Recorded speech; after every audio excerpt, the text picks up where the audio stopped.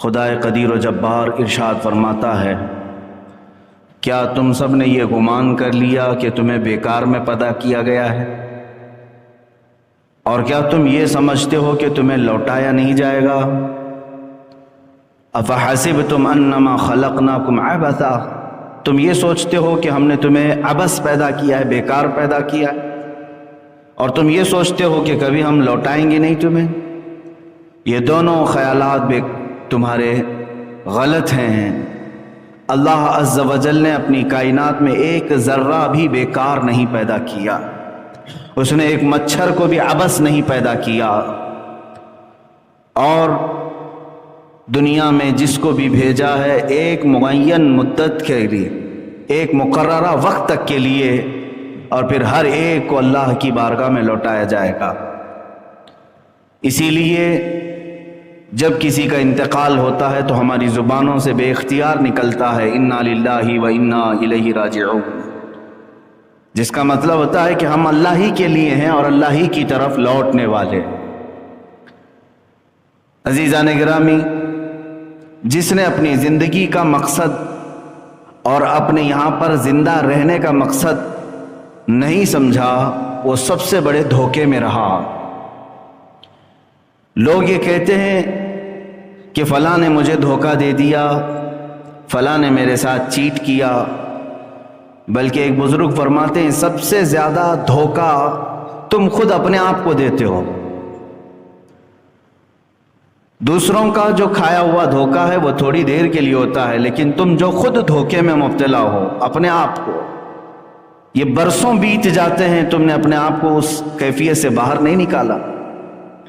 کبھی اپنے جسم کی طرف دیکھو، یہ قیمتی جسم اللہ تعالیٰ نے تمہیں کیوں کر عطا کیا ہے؟ یہ ہاتھ و پیر کی نعمتیں، یہ آنکھ و زبان کی نعمتیں، یہ قوت سماعت، قوت بصارت، یہ تمام قوتیں جو اللہ نے تمہیں بنا کسی معاوضے کے دیا ہے، کیا یوں ہی دے دی گئی ہیں تمہیں؟ ان کا کوئی استعمال؟ تو پھر ظاہر سی بات ہے بندہ جس چیز کے لیے پیدا کیا گیا ہے وہ چیز نہ کرے تو گویا کہ اس نے خود اپنے آپ کو اس دنیا میں سب سے بڑا دھوکہ دیا۔ میرے عزیزو، اپنے آپ کو دھوکہ دینے سے باہر نکل آؤ۔ میں آج یہ کہنا چاہوں گا ان نوجوانوں سے جو اپنی زندگی کا مقصد نہیں سمجھ سکے، کسی دن آ کر پوچھ لیتے کہ ہماری تخلیق کا کیا مقصد ہے، ہمیں کیوں بنایا گیا ہے، اس دنیا میں مجھے کیوں بھیجا گیا ہے، میں یہاں کیوں زندہ ہوں۔ حد تو یہ ہے کہ جو کسی چیز کی تحقیق کرتا ہے، ریسرچ کرتا ہے، اسے سائنسدان کہتے ہیں۔ ایٹم پر تحقیق کیا، ذرے پر تحقیق کیا، زمینوں پر تحقیق کیا، آسمانوں پر تحقیق کیا، انسان نے کن چیزوں پر تحقیق نہیں کیا ہے؟ اور جس مادے پر انسان تحقیق کرتا ہے وہ اتنا بلندی پر جاتا ہے کہ دنیا اسے سائنسدان کہتی ہے، سائنٹسٹ کہتی ہے۔ اور اسلام سب سے پہلے تمہیں خود اپنے آپ پر تحقیق کرنا سکھاتا ہے۔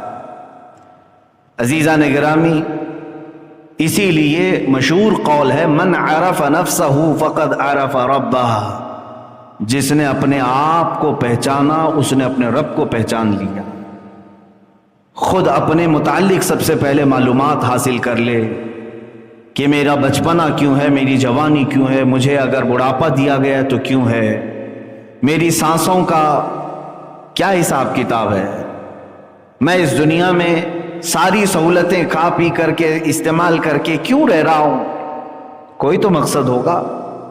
مثال کے طور پر آپ کو اچانک کسی نے 5 اسٹار ہوٹل میں بلایا، وہاں پر طرح طرح کے کھانے لگے ہوئے تھے، بہترین روم ہیں، آپ گئے اور وہاں کے کھانے بھی استعمال کرتے رہے، وہاں کے رومز بھی استعمال کیے، وہاں کا پانی استعمال کیا، جو جو سہولیات تھیں وہاں پر سب آپ نے استعمال کیا، لیکن کیا یہ آپ کا فرض نہیں بنتا کہ آپ کو دعوت کس کام کے لیے دی گئی تھی؟ وہاں پہ اس 5 اسٹار ہوٹل میں کوئی پارٹی تھی، کسی کی شادی، کسی کا ولیمہ، کسی کا عقیقہ، کیا تھا؟ کیوں بلایا گیا تھا آپ کو؟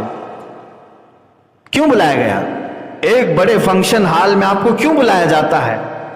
آپ کو تو یہ معلوم ہی ہوتا ہے مجھے فلاں کی شادی میں بلایا گیا، ولیمے میں بلایا گیا، عقیقے میں بلایا گیا، منگنی میں بلایا گیا، آپ کو معلوم ہوتا ہے کیوں بلایا گیا ہے۔ بغیر آپ کو معلوم ہوئے آپ وہاں جا کر کے موج مستی کرتے رہیں تو آپ کو پاگل کہا جائے گا، اسے پتہ ہی نہیں ہے یہاں ہو کیا رہا ہے، صرف عیاشی کرنے کے لیے آ گئے۔ عزیزان گرامی وقار، تمہارے اس کائنات میں جلوہ گر ہونے سے پہلے اللہ تعالیٰ نے کیا چیزیں تمہارے لیے نہیں سجائی۔ یہ زمین کا مضبوط بچھونا، آسمان کا مضبوط چھت بغیر پلر کا، یہ کائنات میں سرسراتی ہوئی ہوائیں اور تمہارے لیے مفت سانسیں، تمہارے لیے پانی کی فراوانی، روشنی کا انتظام، سونے کے لیے الگ تمہیں نیند کے غلبے، بھوک لگے تو کھانے کی تمام چیزیں، یہ سب چیزیں مہیا کر دی گئیں۔ تو تم آئے کیوں یہاں پر؟ اس کائنات میں کیوں آئے؟ کیا مطلب تھا، کیا مقصد تھا؟ اسی مقصد تخلیق کو قرآن کہتا ہے سورہ زاریات کی آیت، وَمَا خَلَقْتُ الْجِنَّ وَالْإِنسَ إِلَّا لِيَعْبُدُونَ۔ اللہ تعالیٰ فرماتا ہے ہم نے جنات اور انسانوں کو صرف میری عبادت کے لیے بنایا ہے، اپنی عبادت کے لیے بنایا ہے۔ سمجھ میں آیا کہ ہمیں کائنات میں اللہ نے اگر بھیجا ہے تو اس کی عبادت کے لیے بھیجا ہے۔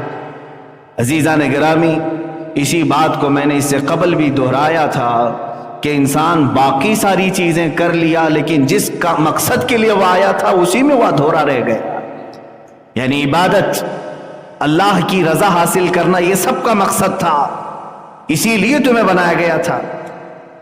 اور آج بہت سارے لوگ یہ سمجھتے ہیں کہ یہ لائف بیکار کی چل رہی ہے اور اس کو اس طرح سے گزار رہے ہیں جیسے لگتا ہے کہ کوئی ہلکی پھلکی چیز تمہارے ہاتھ میں آئی ہے۔ اتنی قیمتی زندگی اللہ تعالیٰ نے تمہیں دی ہے کہ اگر سانس تمہاری رک جائے تو کروڑوں دے کر کے بھی کسی ڈاکٹر سے سانسیں واپس نہیں لا سکتے۔ ایک بار تمہاری دھڑکن رک جائے تو لاکھوں کروڑوں اربوں دے کر کے بھی اس دھڑکن کو واپس نہیں لا سکتے۔ اتنی قیمتی لائف تمہارے ہاتھوں میں آج موجود ہے، لیکن اس کا مقصد نہ سمجھ کر کے اپنے آپ کو عیاشیوں میں اور بیکار زندگی میں گزارنا، گویا کہ انسان کا خود اپنے آپ کو دھوکہ دینا ہے۔ مجھے بتاؤ کتنے لوگوں نے اپنے آپ کو دھوکہ دیا؟ یہ تو جرم ہے دھوکہ دینا دوسروں کو، لیکن میں سمجھتا ہوں اس سے بڑا جرم اپنے آپ کو دھوکہ دینا کہ تم پیدا کس کام کے لیے کیے گئے تھے اور کر کیا رہے ہو آج۔ مجھے بتاؤ اے بچوں، جوانوں، کیا تمہاری راتیں اسی لیے بنائی گئی ہیں کہ تم رات بھر بیٹھ کر گیم کھیلو؟ کیا تمہاری راتیں اسی لیے ہیں کہ تم کسی بھی نکڑ پر بیٹھ کر کے گپیں لگاؤ؟ کیا تمہاری راتیں اسی لیے ہے کہ لوگوں کے عیب جوئی کرو؟ کیا تمہارے دن اسی لیے ہیں کہ تم اپنے طبیعت اور اپنی خواہشات کے لیے ڈانس بار، کبھی کلب، کبھی فلاں جگہ، نشے کے اڈے، تاش کے پتے، شراب کی بو، یہ تمام چیزیں زندگیوں میں ایسی لائی گئیں؟ کیا آپ نے کبھی یہ سوچا کہ اسی لیے میں دنیا میں آیا ہوں؟ نہیں میرے عزیزوں، کسی اور نے نہیں، تمہیں اس راستے پر تمہارے نفس نے دھوکہ دیا، اپنے آپ کو دھوکہ دے کر کے صراط مستقیم سے ہٹا دیا ہے۔ عبث نہیں پیدا کیے گئے، بیکار نہیں پیدا کیے گئے۔ میں تاریخ کی چند مثالیں آپ کے سامنے رکھتا ہوں جنہوں نے دنیا میں ایک ایسی تاریخ رقم کی ہے کہ ان کی زندگی کا ایک لمحہ بھی ضائع نہیں کیا انہوں نے، ایک دن تو دور کی بات، ایک لمحہ ضائع نہیں کرتے تھے۔ امام بخاری رضی اللہ تعالیٰ عنہ، کون نہیں جانتا اس امام المحدثین کو؟ قرآن پاک کے بعد سب سے افضل کتاب اس روئے زمین پر وہ بخاری شریف، صحیح بخاری۔ آپ پڑھنے کے لیے جب بیٹھتے تھے یا احادیث کا مطالعہ کرتے تو رات پوری گزر جاتی، تھوڑی دیر آپ آرام کرتے، اس کے بعد جب مطالعے کے لیے بیٹھتے تو فجر کی اذان ہونے کے قریب آ جاتی اور وہ احادیث پلٹتے رہتے ہیں اور اس میں غور و فکر کرتے رہتے۔ پہلے ایسا ہوتا کہ صبح صادق جب ہو جائے تو مرغے بانگ دیتے، بانگ دینا سمجھتے ہوں گے، مرغا پکارتا ہے۔ اب مرغوں کے پالنے کا بھی سسٹم ختم ہو گیا ہے، سب دیسی مرغوں کی جگہ برائلر چکن نے لے لیا ہے، یہ سارے تو جنگلی کہلانے لگ گئے اب۔ حالانکہ اس کی فضیلت آئی ہے، یہ دیسی مرغے کی، اس کو مارنے سے بھی منع کیا گیا، کہا گیا کہ اس کو اذیت نہ دو، اس لیے کہ لوگوں کو صبح کی اذان کے طور پر جگاتا ہے۔ تو پہلے یہی ہوتا تھا کہ برابر وقت پر صبح صادق پر مرغا بانگ دیتا اور لوگ یہی سمجھتے کہ اب فجر کا وقت ہو چکا ہے، وہ برابر فجر کے وقت پکارتا، اور اس مرغے پر لعنت بھیجی گئی ہے جو آدھی رات میں پکارتا ہے، کہا گیا وہ شر ہے، وہ شیطانی ہے۔ خیر، امام بخاری رحمۃ اللہ تعالی علیہ کچھ لکھ رہے تھے یا پڑھ رہے تھے، مرغے نے بانگ دی، تو جیسے ہی مرغا بانگ دیتا آپ اپنی کتاب بند کر دیتے اور مسجد کی طرف چلے جاتے۔ نماز کا وقت ہو چکا ہوتا جب آپ فجر کی ادائیگی کے لیے آتے۔ امام بخاری رحمۃ اللہ تعالی علیہ نے ایک رات مرغے کی آواز سنی، اپنا مطالعہ بند کیا، اپنی کتاب بند کی اور نکل پڑے۔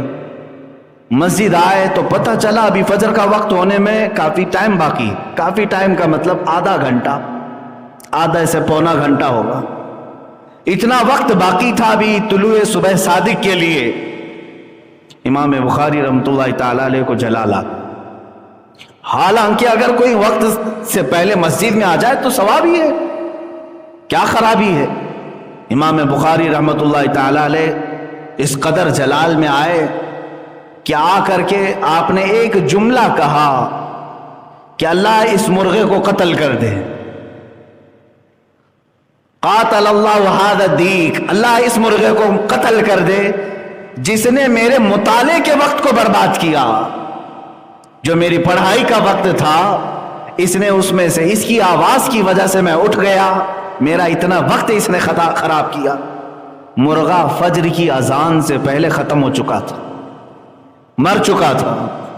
آپ کی والدہ ماجدہ، امام بخاری رحمۃ اللہ تعالی علیہ کی والدہ ماجدہ نے آپ کو نصیحت فرمائی اور ارشاد فرمایا کہ بیٹا اس کے بعد کبھی کسی کے لیے اس طرح کا جملہ نہ کہنا، اس لیے کہ اللہ تمہاری زبان میں اثر رکھا ہے۔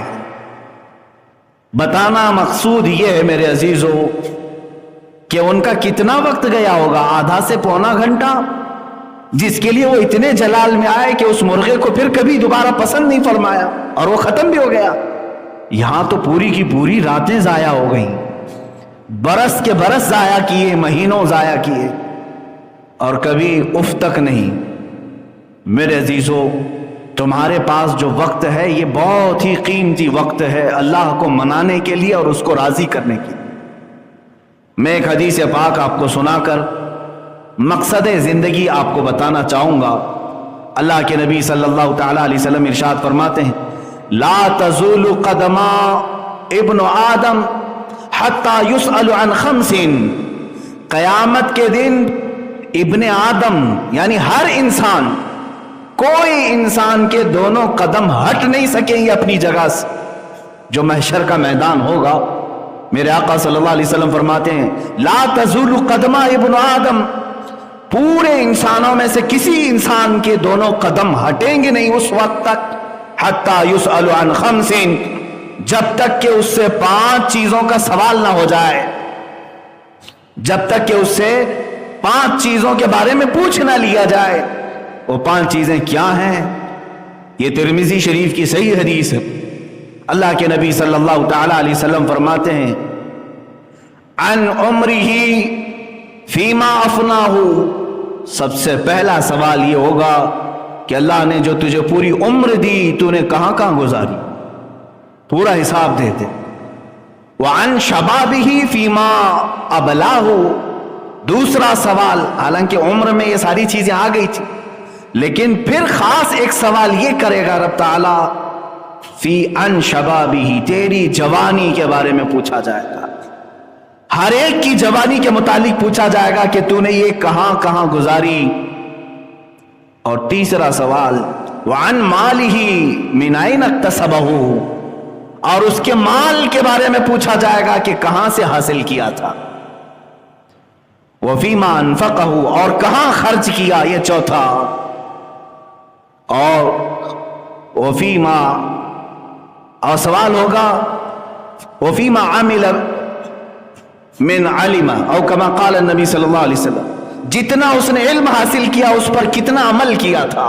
یہ 5 سوالات جب تک نہ کیے جائیں ہر انسان سے، کوئی وہاں سے ہٹے گا نہیں. سب سے پہلا سوال عمر کے متعلق ہی ہے. کیا ہمارے پاس ان 5 سوالات کے جواب